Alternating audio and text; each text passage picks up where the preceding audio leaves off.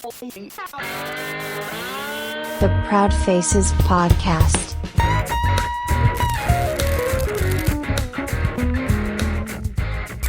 Tommy, Ryan, welcome to the show. Welcome to the show.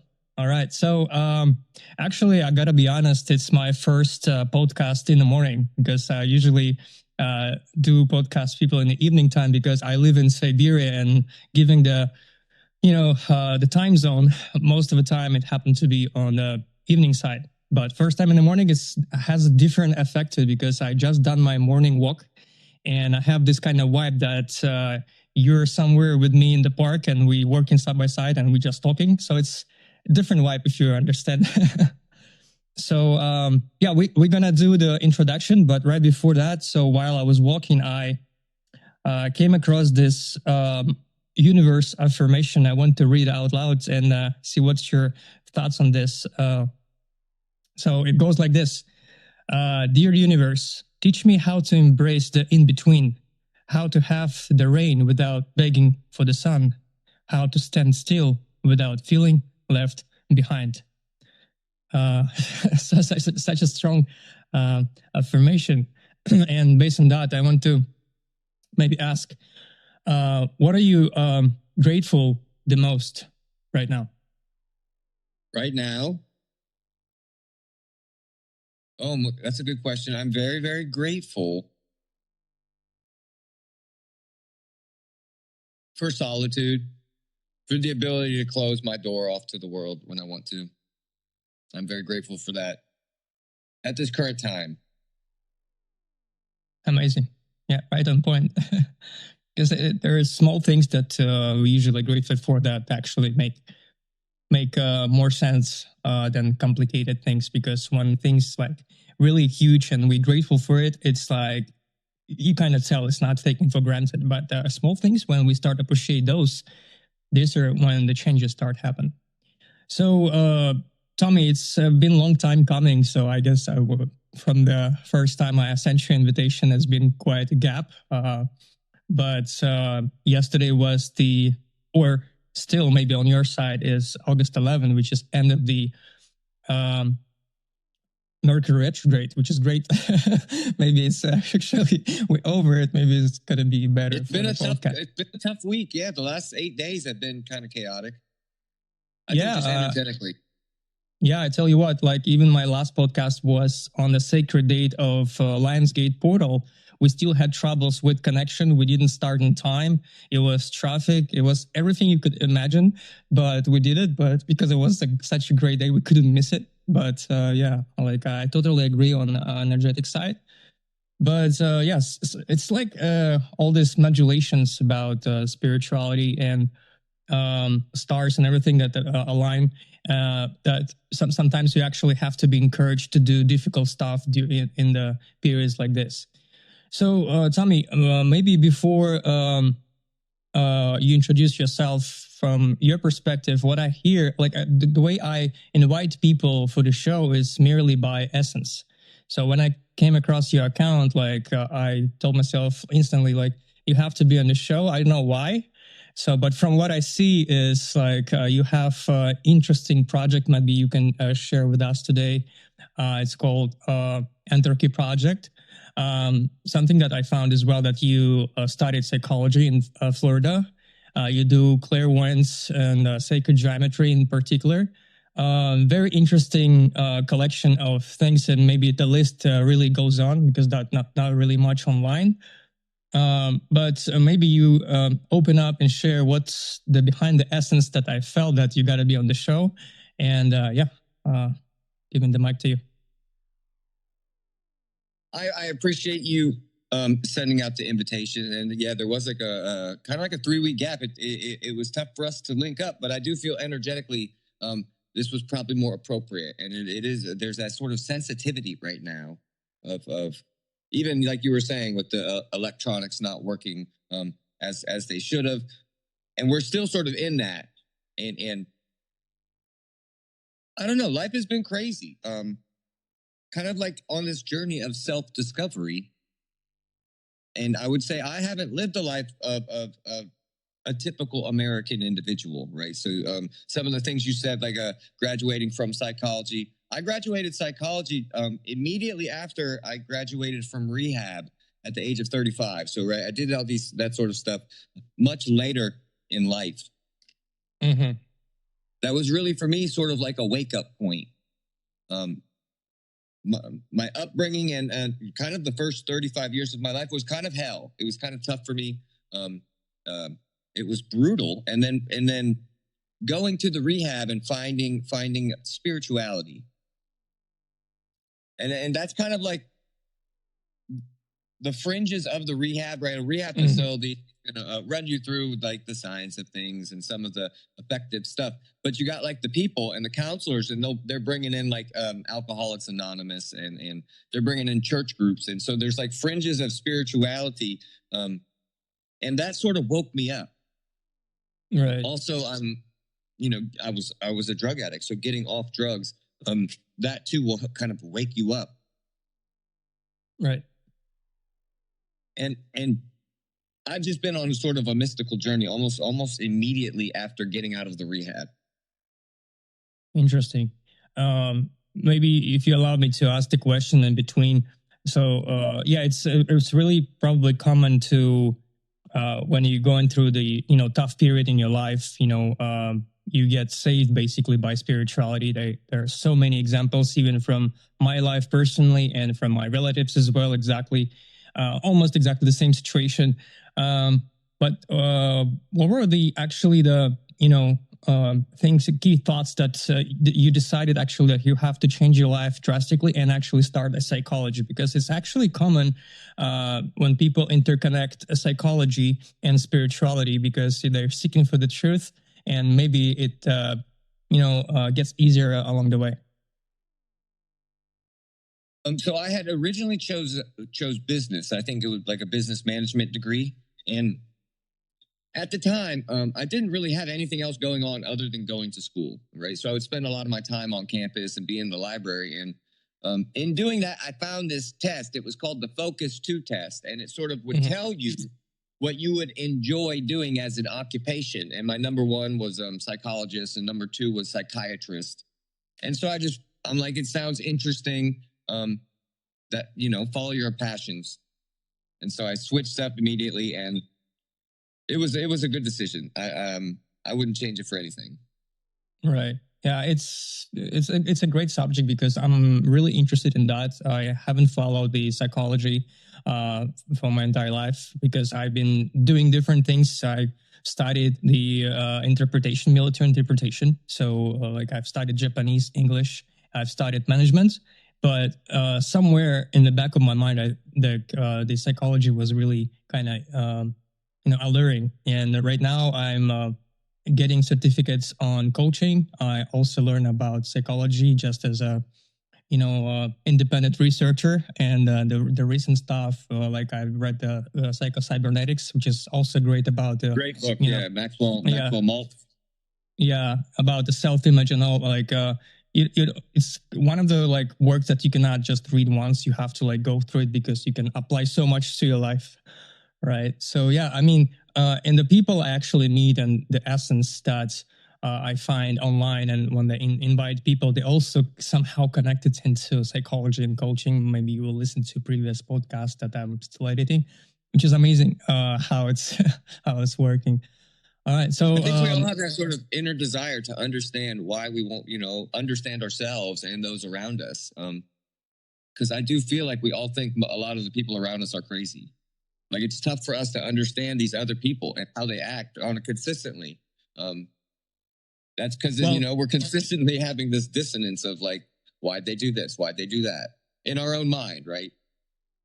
Do you think we want to understand them because we want to control them, or we just need to understand them on different? Well, it's so multifaceted, right?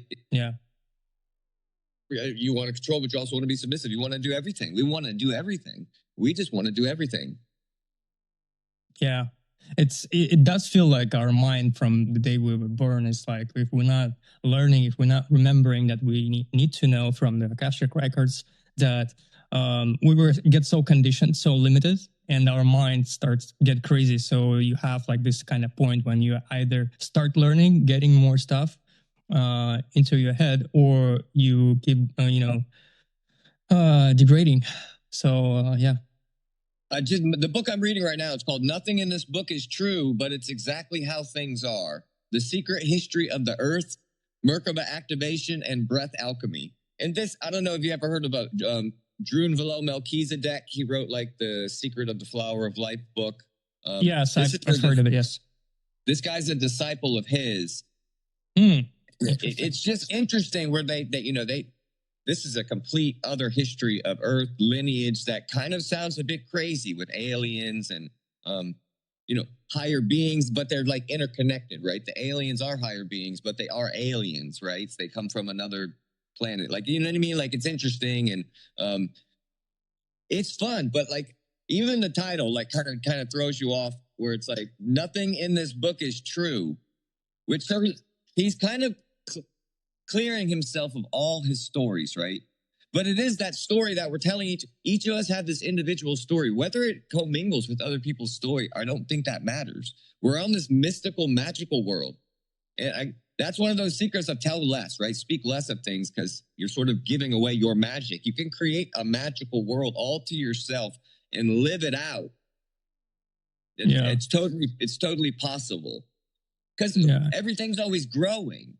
Right. But we're sort of in control of energy and opportunity and excitement and all this other stuff. And that grows too. And we're in this great patterns of experiencing those emotions and feelings, feelings of joy and feelings of sadness. We're on this like trajectory of feeling more of it. Right. I promise you're going to get to experience all the emotions of the spectrum in the future. It's coming. But in order for you to do that, one of the cool things about psychology is like, you have to always get successively bigger wins. This is why, like, you get better at business and your business grows and you get better at work and you get better opportunities. It's because you, as an individual, actually need higher wins to experience the same emotional stimulus. But with losses hit every time. And my professor, he would say losses loom larger. And that's like one of the secrets of setting yourself up for success is kind of creating a straight path towards the one thing you want, because you can mitigate a lot of losses that way. But we do love the losses too, whether we know it or not. I like how you mentioned about the things that you not saying to everyone before you actually start, because it's like kind of interacts with your inner world and it changes your manifestation. And even intersects with the book I'm reading right now. It's by Robert Greene, 48 Laws of Power. So there was even the saying, like you gain from every battle that you avoid.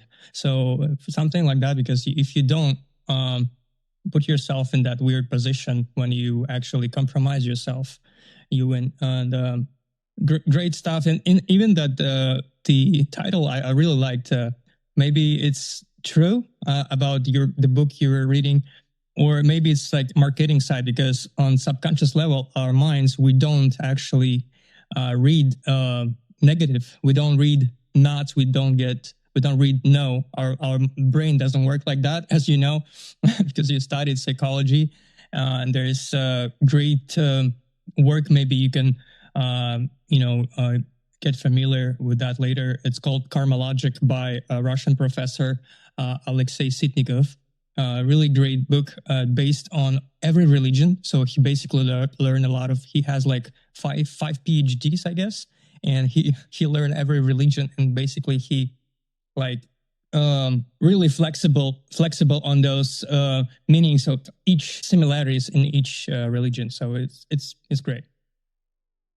I think that's the secret, is to look for the similarities, right? Look for the good in things. Look for and that's one of the things they tell you if you go to, like, if you're in like an AA or something, is they're like, when someone's speaking, try to fill in something that matches as opposed to, arguing with it.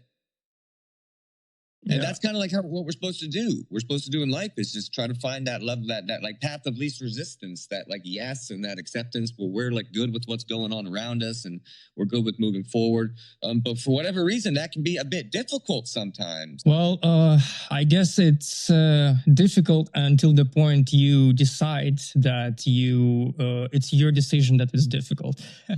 you made it you made it difficult, and you think it's difficult, but it might be the process, the journey that we have to kind of keep in mind that this is part of a journey, and there is no way around it. Life is crazy. And that's the waking up to the idea of spirituality and then going down that sort of rabbit hole, because it's almost like never ending. You know what I mean? The idea of an infinite mind is just something very interesting. But it fits. It fits like what we're here with in living. And again, my life has been very mystical and spiritual the entire time.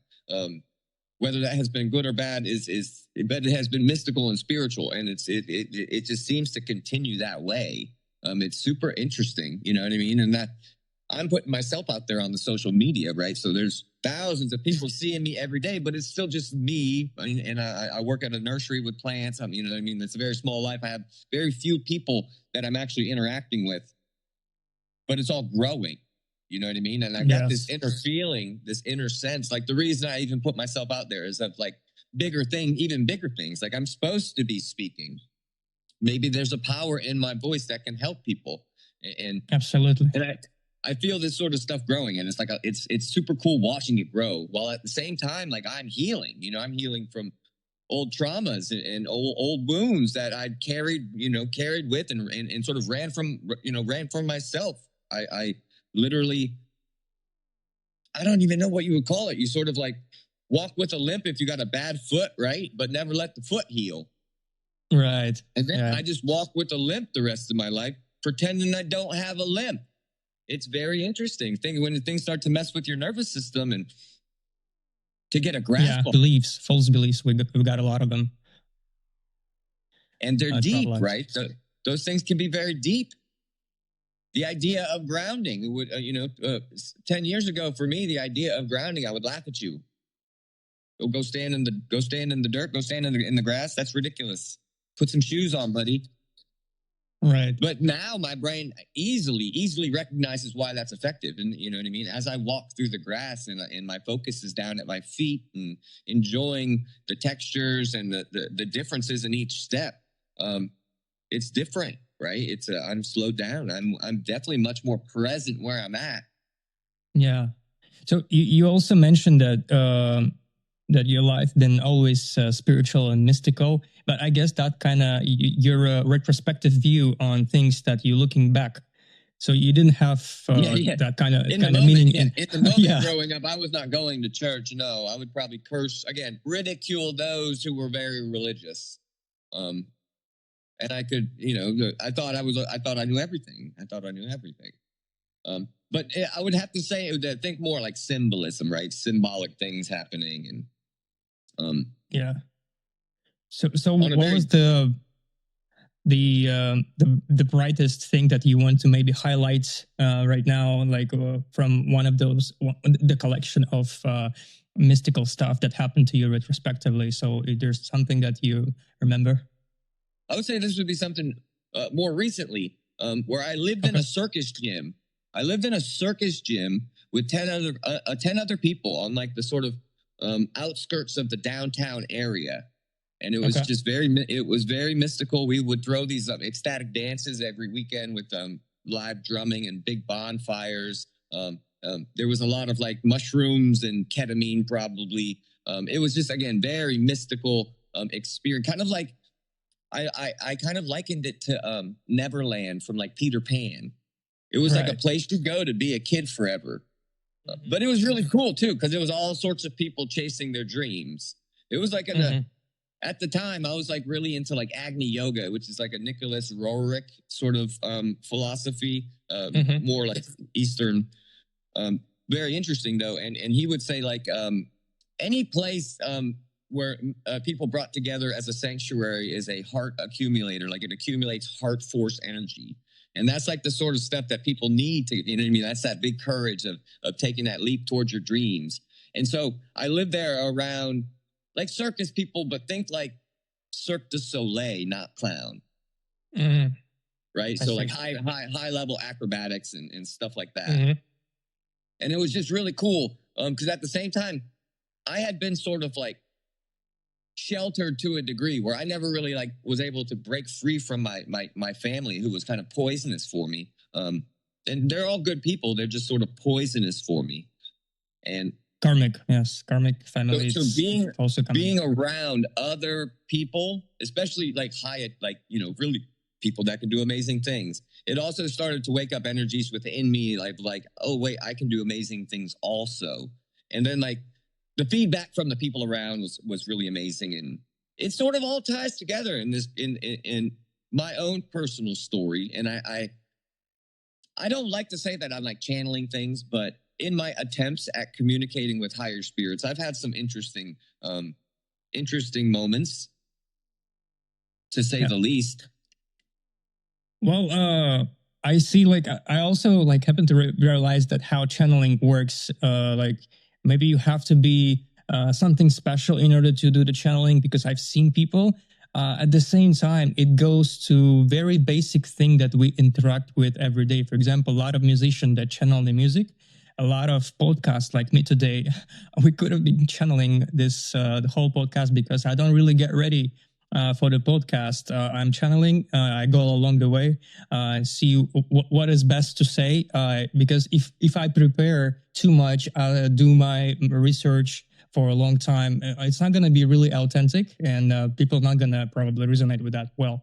So, like, I guess we all have this secret weapon. It's not a weapon. It's just a blessing for us to channel. If we connect with each other on this kind of level, when we channel with someone with hearing, someone with kinesthetics on different way, and connect with spirits, I guess would be completely different communities, different society. I think it's really just us getting out of our own way, allowing the energy to come through. I think that's the beauty thing about energy, especially if you have that gift of being able to sort of calm people down, like you're like a natural soother, a natural healer. You can always have good conversations with people, because that's typically one of the things that fight or flight, that worried of the other, worried of what they're thinking. And some people just have that vibration in their voice that they call, some people are very grounding. It's a thing. Yeah.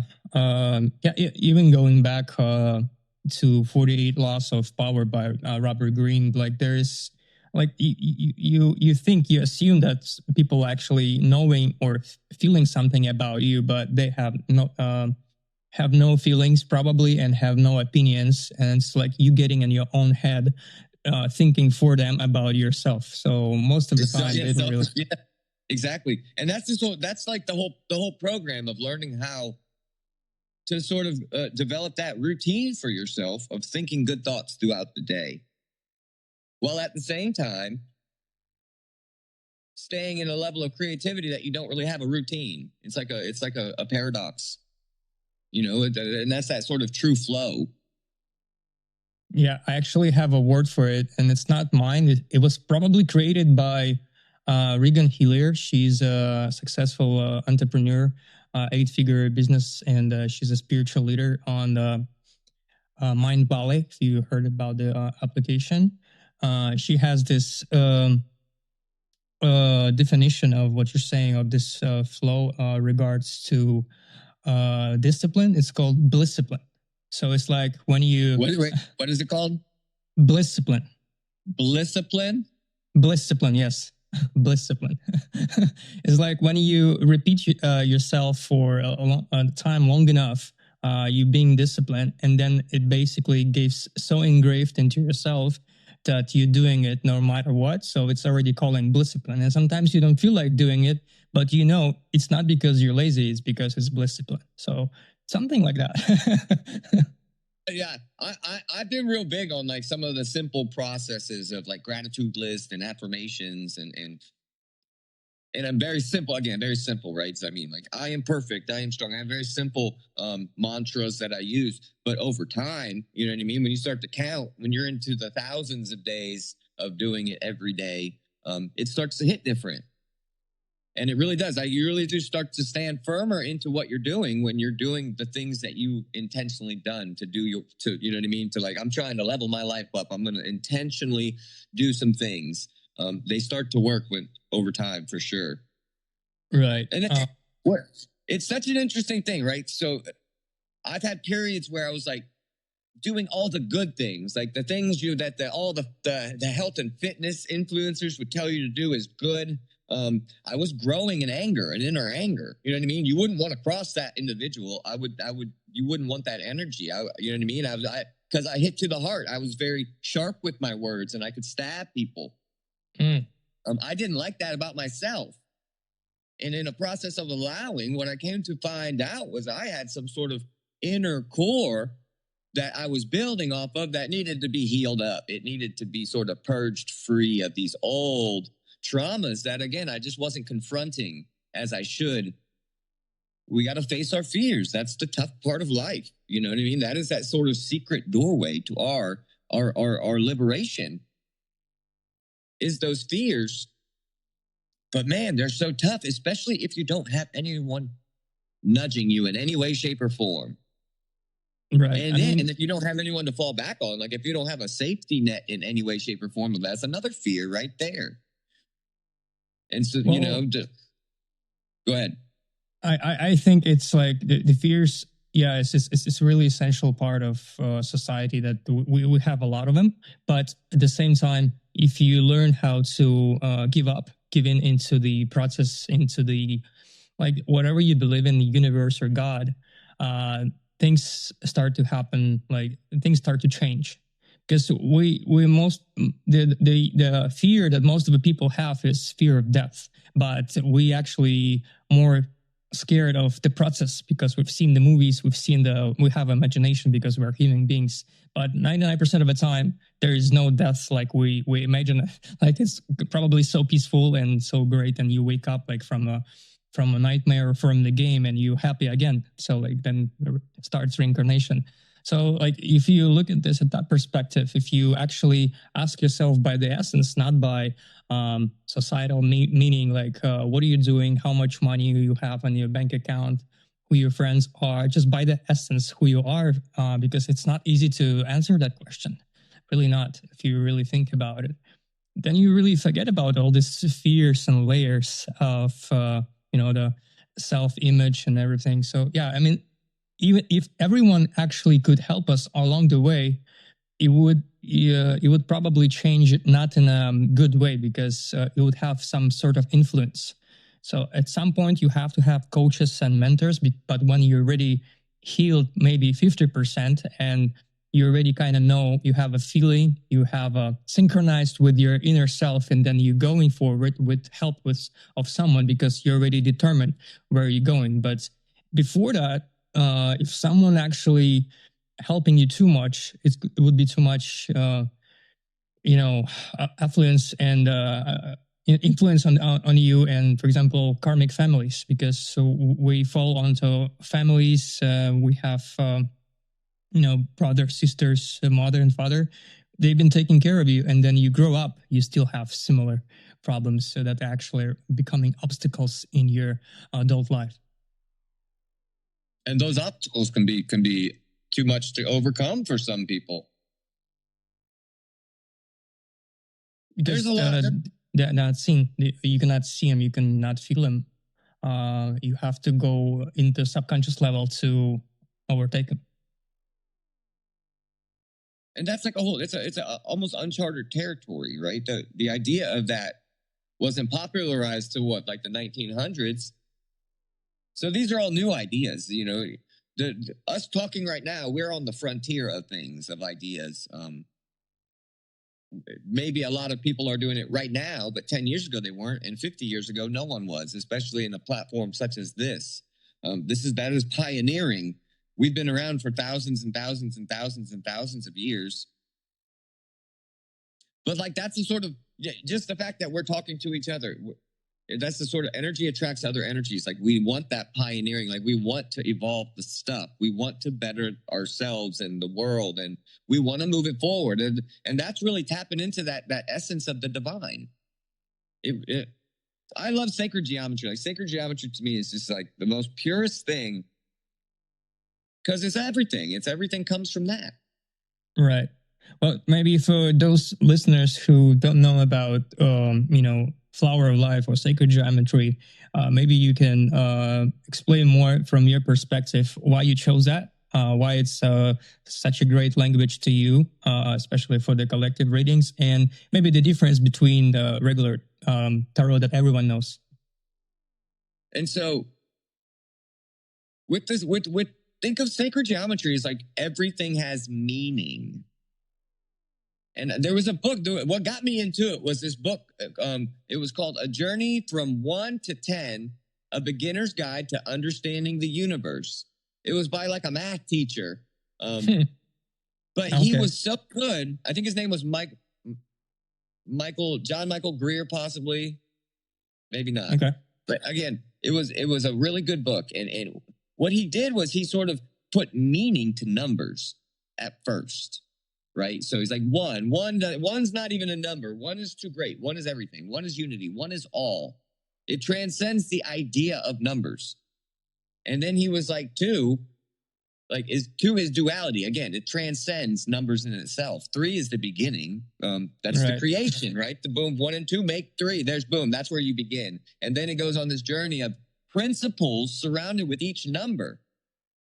It's amazing, right? My brain loves that idea. The idea that 5 means like, work and overcoming things. And 6 is like structure and form and order. And 9 is like spiritual complete. Like, my brain likes those ideas.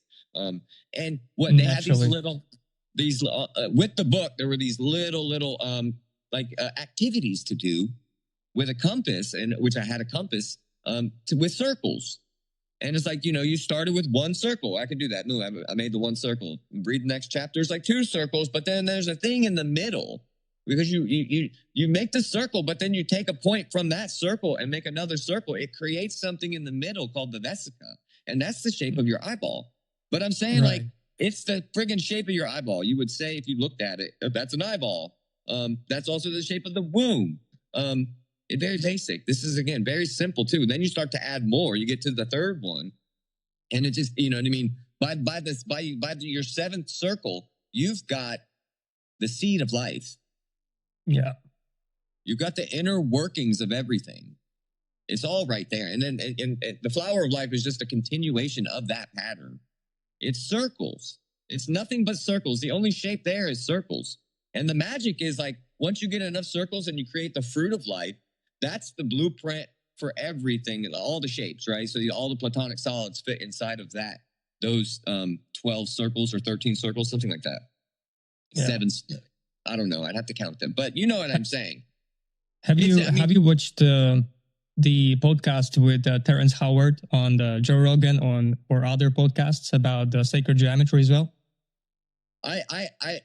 Robert Gilbert, I was really into some of his stuff. I watched his sacred geometry shows on Gaia. Like, one of my followers had given me like a year subscription to Gaia, and I really, really, really enjoyed that stuff. I would highly recommend it. Also, there's some very effective meditation practices that he goes. He's since passed too. He had a brain tumor, which some of the stuff he said in that very series may have foretold what was coming for him. You know what I mean? Like, interesting little thing.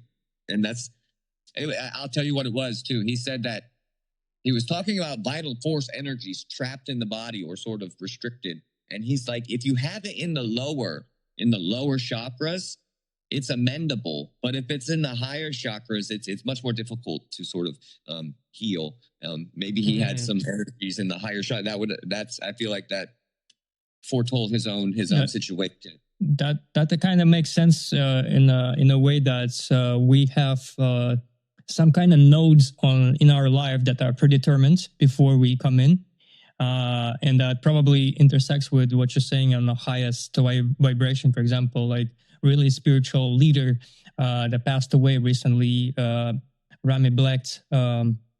He was he gave so much to the world, to the community of spiritual people, but he died of cancer.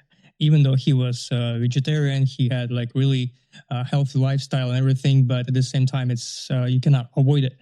So it's something like that, I guess. Yes. Those things that come out of left field, and and that's on his story. We've all got this story we're playing out. And we've got these people around us that are have their own stories also. It's super interesting. And that's the thing. Like the message I put out, right? It's pretty positive. There's typically going to be some sort of net positive energy at the end of that message. I'm very confident in that.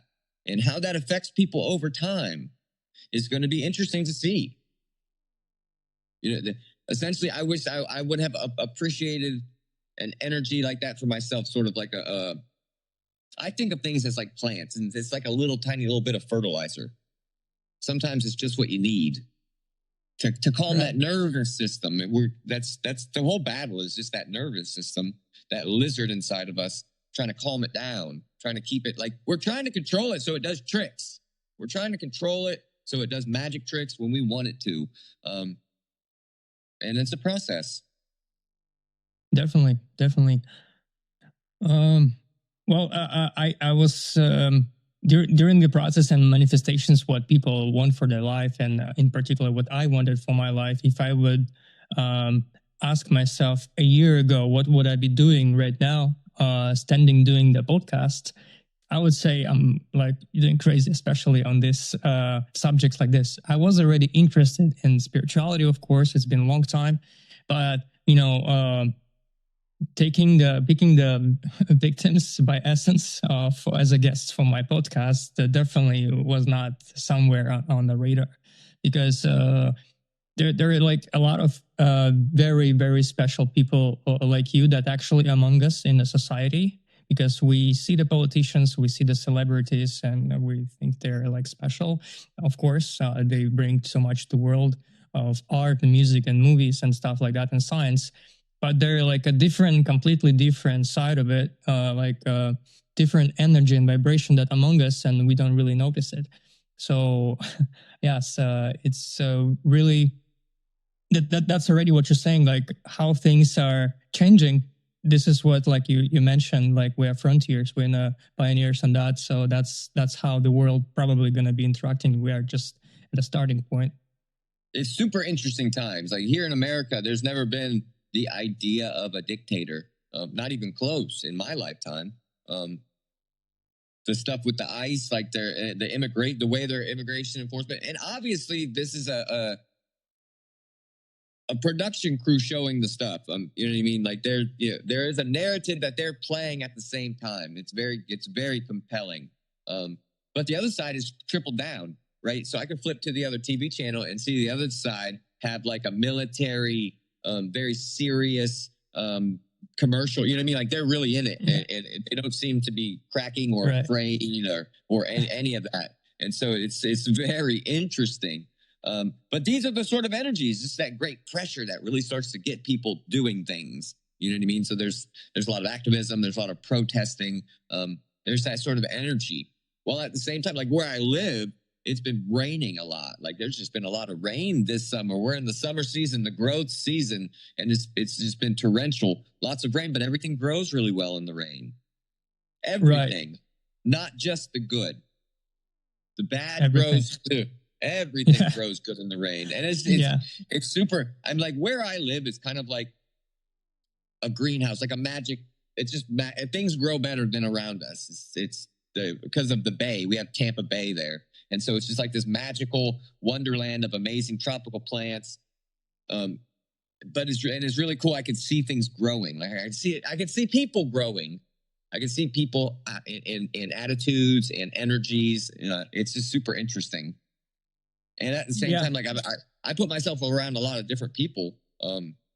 It's interesting how my thoughts are affected so greatly by people.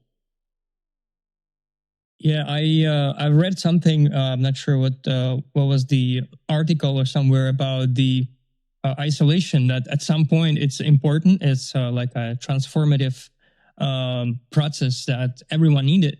But we are not meant to be isolated. We actually grow when we're not staying. We need to be mingling around people. We need to be interacting because we never know how we manifest our future. Because, like, for example, you could ask so much. You can, meditate forever, thousands and thousands of hours, but without taking action, without interaction with people, it's not going to happen. And then once you start doing that, everything unfolding so fast that you don't imagine like how it's actually came to reality, because you've been isolating for so long. The universe were like pushing you towards the society, go out, like you are transformed. It's like a completely different version of you. Now you can handle this. You don't have these fears. Just go out. And then what you see, that everything happens so fast. You get invited to podcasts, you get this kind of people, this kind of opportunities, so much, but it's not, you can comprehend it now. So there's this kind of messages for the people, because a lot of my friends and what I see on social media, a lot of people going through isolation. So I think the best cure is actually, to be out.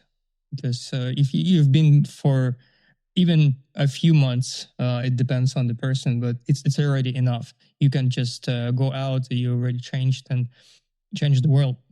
We're social creatures. We want to be around other people. And it's like, you wouldn't know what to do yourself if you were just locked away. We grow off of other people's growth. There's like a thing. There's like a inner competitiveness that we all have within us.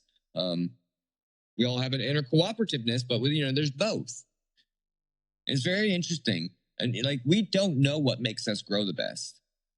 Even because it's not the same. It's always shifting and changing and fluctuating, and then things are on continuums.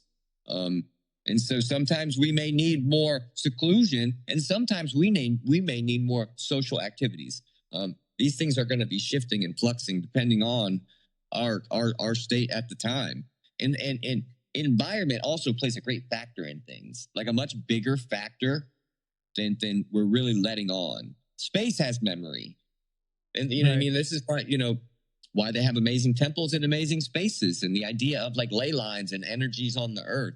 And then also like the idea, if you build it, they will come. You know what I mean? Like, you can actually build something on this planet, and could be a thing. You could make a mystical temple. You could do that. Right. Yeah.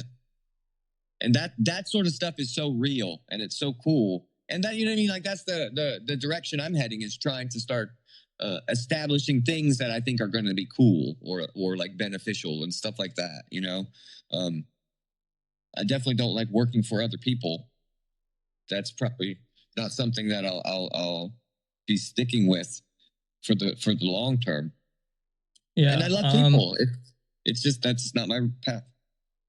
Yeah, I mean, I'm on the same. I agree with you. I'm in the same wave, the same frequency. But I would just say that I was still really, really grateful on the journey I've done in the corporate life for almost 15 years, because it's also transformative, and all that experience combined pushing me forward. Because some things I do right now that I'm not in the corporate world, I'm on my own with the freelance projects. Some things I do so automatic like this because from my past experience. And I guess just part of the growing, because there are so many people like saying, oh, like it's really bad to work 9 to 5. You have to find your business. It's not for everyone, but you have to grow. For example, if with the attitude you're starting to getting into corporate world, you work for someone, it's what kind of experience you get. So think of this kind of perspective. So you getting experience and they paying you for it. You're getting paid for experience. But if you exactly, yeah, there's a lot of good there. There's a lot of stuff.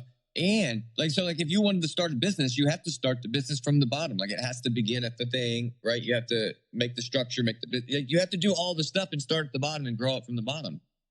At least that's like the path. That's like, I don't have that ability to like cut it in halfway with someone. My stuff I have to build, I'm going to have to build from the ground up, right? But you have to go through those things. Like, you're not a business owner until you have a business. And that stuff is so real, right? So for me, like, I'm real big on integrity, right? So, like, let's just say I got one of the guys that at my work, his wife, she grows plants and she's been selling them online on like Facebook. And I'm like, you're doing really good. And she's doing good, like lots of decent amount of money. They're all exotic plants. I'm like, listen, you need to make it a thing. Make it a thing outside of yourself so it can grow. Because otherwise, it's just in your head. It's just in your head. Like, it's a hobby. Like, let's be real, guys. You know what I mean? I mean, it is. That's what it is. And if you want to start taking things serious, you have to think in those terms. Right. Yeah, I kind of can resonate in that because like I've done so many like so many roles I've played in the working for someone for corporate, and most of the time was a banking system, and knowing the structures, knowing the language, knowing the code. For example, one of the projects, if it will become at one point really serious, and I want to make it like last for a long time, I know every four corners of the square. For example, from very bottom, who's gonna be not the bottom, like, but who's gonna work in the trenches, and who's gonna be like in a higher C level. For example, if I want to build that business, I already have knowledge how to build it. Like, I just don't want to build it just for money or just because I know it. But if I happen to have this kind of project, I already know all the corners and I know exactly what I need to do. I know where to find investors and stuff like that. So like the upper structure of the company I work for, there's like a hardscape company where they'll put like a waterfall in your backyard, right? And he's a really nice guy, but he's kind of a salesman. He's moonlighting as a CEO. You can't do both, and it would be tough to explain that to him. That and to establish integrity, you can't do both, and to know the difference between that sort of stuff. You've got experience. That guy could use you, because again, you just got a look of like what needs to be where, understanding the board, the game you're playing, and then know the pieces you've got, and then know how to put those pieces in a position to succeed. And that's I work at this nursery. It's kind of like they leave me alone because I am good enough at selling plants. And I work with these two girls that they don't know anything. They started here with like not knowing literally nothing. And I'm always telling them,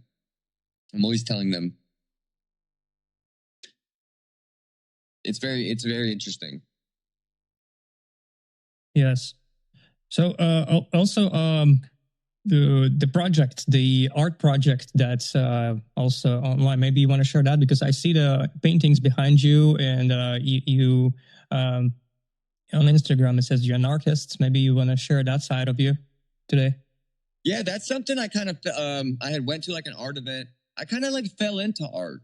I took some art classes in college. I took the history of visual arts, and I took art and culture. And at the same time, in the same semester, they were kind of the same class too. You know what I mean? Like, it was very similar. But it sort of woke something up. And the one class, the art and culture class, like, she made us do drawings like you would have done in like 6th grade. You know what I mean? Like, literally, like, now make a drawing. And there was like a final project to make like something, an art thing. But I had never even attempted to make art. You know what I mean? And so this was amazing. And by happenstance, our Antarchy thing, I walked up on the guy who originated it as he was just showing off his first stencil to my other friend, and it's like globally though. These are like underground artists. Think of Banksy. This is all the lineage of Banksy. Oh, I see. Got it. I got like a group chat with all these people that are from the UK. They're all these stencil artists from the UK and Europe and Spain and in Denver and all over South Africa. And it's just very interesting. And I think they keep me in it because they agree with the message I have, and it helps with reach a little bit. But I need to do another Antarchy art. The last one that I got in it, like he had posted like something on Instagram, like a story of like a challenge. And I drew something like a mandala. of sacred geometry with ants, like Okay. little ant heads and like antarchy signs, and it glows in the dark. I still have it. It's framed. I like it. Yeah, I've seen it. I've seen it online. Yes, great. I like to make like a lot of mixed media or like digital art, right? So I'll use my phone, and I have like some apps I can do some fun tricks with, and I'm real big into like psychedelic sort of neon trippy looking stuff. It's just fun for me. I enjoy making those sort of videos, and also like I draw lots of like sacred geometry patterns. Yeah, that's And I amazing. color them in typically ways that are going to glow in the dark because I like it. It's fun, and I get like the color changing LED strips. I like to get that with like a sound reactive one, and then put them near the art because it makes everything moves around. I'm telling you, it's really healthy for you. Like for me, this stuff is medicine in the sense of it's all sacred. It's all, the intention behind it is very good, and it's all looks amazing, and it's just putting things where they need to go. Like if I were to like put a piece of art in front of you and then got some sort of music that would facilitate some emotional response from you, Absolutely. I promise you, you're going to have a journey. You're not going to be able to control what's going to happen in your brain. It's just going to sort of piece things together. I always tell people, just practice there at the center. Try it. You can attempt to do it, but you're going to go off on tangents because that's what your brain is doing. There's just so much there, and all the stuff to me, it's very fun. Yeah, I can 100% resonate because I've been doing music my entire life, and just self-taught, and I'm really bad at drawing anything because it's like people are different. Like I'm definitely creative person. I use most of the time my right side of the brain, but in the corporate world, I really develop my left side. I'm really logical as well. I like the numbers, I like the logic, but when I make a decision, I use both, which is probably a lot of people are missing in the world of corporate. But in the sense of art, like I couldn't draw anything. Like to me, it's like so hard, and it's I don't know. It's like you gotta do music. It's like people become rock stars or they become comedians. Like this for me is the same. So I'd rather be making music than drawing because I understand that language, which is fine. But at the same time, I went a few years ago. I went to a therapy session, which is called art therapy. And there you use your subconscious level to draw. And I was so shocked at what I'm able to do with my mind because I wasn't drawing logically. I was just basically focusing on the task, what I was doing. And the format supposed to be regular A4 format. So, but it was like huge painting like this. And we spent like 4 or 5 hours. And I'm looking at this. There's a huge palm. There is great sand. There's green grass. There is ocean. There is skies. And there's stars. And there's planets. So everything in one picture. And I couldn't imagine before the session that I would be able to do something like this. So I guess the true art comes from inner world, plus some maybe like hours and hours of techniques you use, but it doesn't really come from automatic and logical thing. It's a learned skill for sure. For me, it wasn't something I just picked up immediately. I do like to I just like to make a mess with things, especially with paint stuff. I just want to make a mess with it. I like the strokes of like, big, adventurous. And again, my nervous system's still like pulling it together and gaining more control of it each day and finding a better harmony. Sitting and drawing, especially like sacred geometry lines. Oh my goodness. A circle, draw a circle. It's nerve wracking, but it's super healthy for me specifically. Just repetition, because it calms me down. And the craziest thing is I can draw the best when I'm not trying. Right. Yeah. If I just go through it, if I could just go do it and it's like perfect. But if I'm like sitting here, like focused on this dang circle, the squiggliest circle you've ever seen. But I feel like even at the same time, it's sometimes those little squiggles add some of the energy to the art. And because typically I'm doing sacred geometry, so if you see one thing, there's going to be 5 more. It's like the 6 of the same. It's all typically patterns of things. And so the overall pattern will sort of pull it together and fix my own mistakes, which I do really appreciate. That's one of the best things about sacred geometry. Yeah, our art is amazing. It is that sort of portal to the soul. And being around like amazing artists is cool too. It's also intimidating, and I have this inner feeling like I'm supposed to be good. I'm supposed to be good at it. It's very interesting, and so I myself personally that's one of my probably daily. Like I didn't do anything today, but I looked at it. I do it a lot. I do draw a lot. It's very, very, very healthy. Therapeutic, yes. Super. I'm telling you, like that's like one of the things, like one of those healthy habits where like every time I finish a piece, it's like big. It's big. It feels good. For a person like me who's not into like drawing anything, would you recommend to do it just to regulate nervous system, for example, sacred geometry? Oh my goodness. You just get you a compass and then draw the Genesis pattern. So the Genesis pattern is like the seed of life is the 6, or it's 7. It's one circle with 6 around it. And then you put a circle around that, right? So you put a circle around all those circles and then you color it in. It's a very simple mandala. It's on the wall. I would grab it. Let me grab it. Yeah. This right here is essentially just a bunch of Genesis patterns. Oh, yes. It's very common, yes. And you just color it in. But it's that repetition of the same circle. Because a circle's a circle. There's nothing to it. It's this one weird arc. It's the same arc, whether it's little or big. It's still the same arc. And yet it's still, man, I could still squiggle it up at the end every time.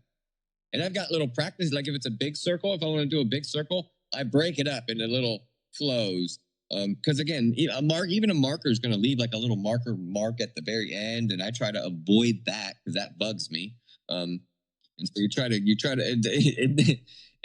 At this point, the best I could do is like at least I got it done. There's a start and there's a finish point. How it looks at this point, I don't know. I'm gonna wash my hands, especially like bigger circles. And then like afterwards, I'm always like, man, I just wish I had a bigger compass that I could stick the marker to, and then I'll swirl that circle, and it'll be perfect. Amazing. But there's an energy to that hand done. And regarding that underground community of art, is it only visual art, or anyone with talents can be part of it? It's everything. Music, everything. Music is absolutely. That's that thing. It's like liberation through artistic endeavors, but at the same time, there's like the secret energy of standing up for the little guy, pushing back against oppressive energies. That's a big part of art too. And then, I am with a big group of graffiti artists. I've never done graffiti. I've stuck some stickers up where maybe they weren't supposed to go. But I didn't get in trouble. But it's different. It's all interesting with art, and we all sort of connect over, I think, spirituality. That was like the secret undertone that even in that group's not really speaking on it. But that was the secret undertone of why we're even all together. And I will go and post all sorts of little rants and like manifestos of what we're doing. And for fun though, I kind of did it like an action hero sort of. I made the video. I mean, they're probably even still on my Instagram, from 4 years ago or something. But it was like putting these fun little videos together, and it's like creating a narrative. Right. And so it's allowing these artists to sort of gain that confidence of like, I'm a superhero. I'm going to save the world. Because again, what I found out is most of them are very self-deprecating. The artists, I mean, super on like very, very high level. Like the one I know that introduced me to the Antarchy fella. They're again amazing artist. He's his own block. He'll tell you right to your face he'll never get paid for his art. Like he'll tell you that right to your face. He's super self-deprecating, and it's very frustrating to be around someone that's very capable But that level of Yeah. self-restrictive energies. I mean, he does have like a brain injury though, so like that helps me to alleviate, because again, if you're like my friend, I want you to succeed in all levels of your life. Yeah. And I can't hear self-deprecating talk is tough. Yeah, and back I can resonate on that, like, because I've had this exactly experience with me and my friend, my acquaintance. Back in 2012, I visited. I went to United States in the exchange program, and eventually actually stayed for almost 10 years. I lived pretty much everywhere. Wow. I lived in Tennessee, in Nashville, not far from where you are right now, not too far. But most of the time I stayed in LA, in Hollywood.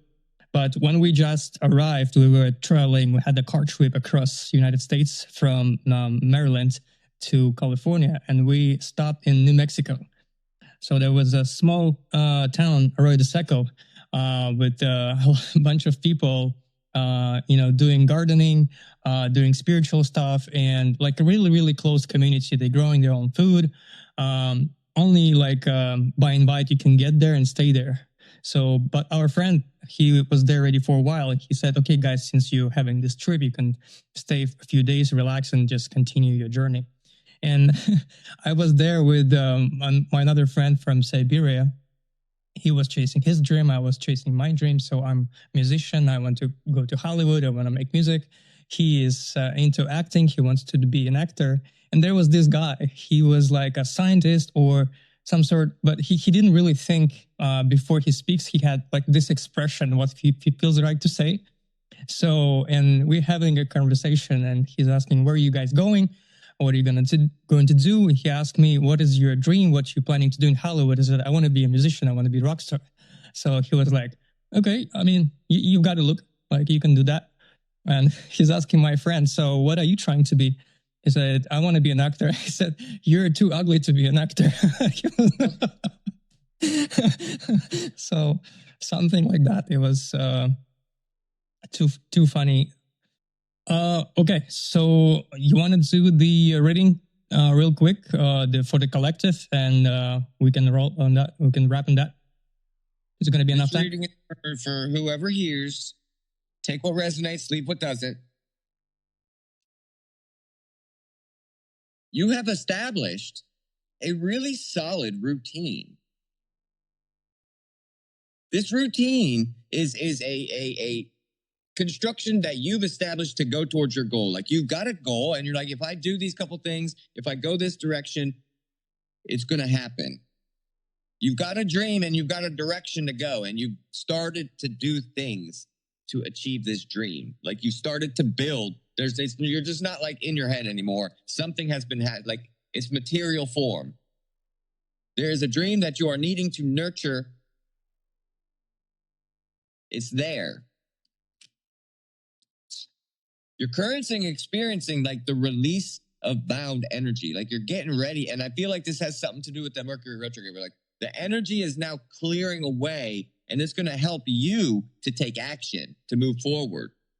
It could also just be a relief in the sense of physical health. Like, maybe you weren't feeling so good the last couple of weeks. Well, the things are going to start changing. You're going to start to get that new season. The winds of change are blowing in and shifting things. The things are flowing through now. Spirit really wants to tell you that you've established something that is working. Again, with this program of you've established, is working, and you're being called to continue moving forward with it. And this typically means no fancy changes, just one foot in front of the other. Keep moving in the way you're going, and it's going to work out for you. You're going to achieve the goals you want to achieve. And yet at the same time, you don't want to go forward. You're so afraid of failure that it's preventing you from taking action. And this is where I come in to reaffirm that whatever you've got going on, it's working, and you've already established this groundwork of things moving forward. You're starting to hone in on your ability to feel energy and control energy and anticipate energy and move forward with it. You're starting to understand things better. Again, this is flipping this hanged man upside down. You're starting to grasp the scepter of power, the ability to handle the bad days and flourish and use those energies when things switch around. You are alchemizing. Now would be a good time to journal, because the ideas that you're getting are very good. Almost you could call them divine. You're tapping into a higher essence of yourself, which is giving you the ideas necessary to move forward, to take the next step. You're sort of piecing the puzzle together one by one.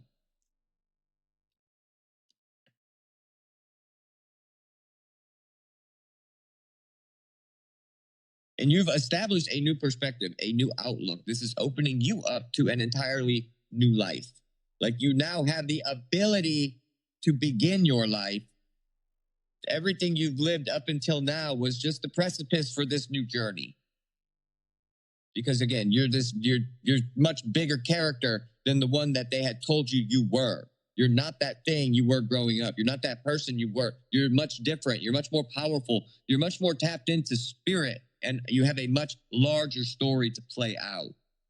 This is like opportunities abound, things opening up for you. And at the same time, with opportunity, that means choices that you're going to make. You will be presented with offers and decisions.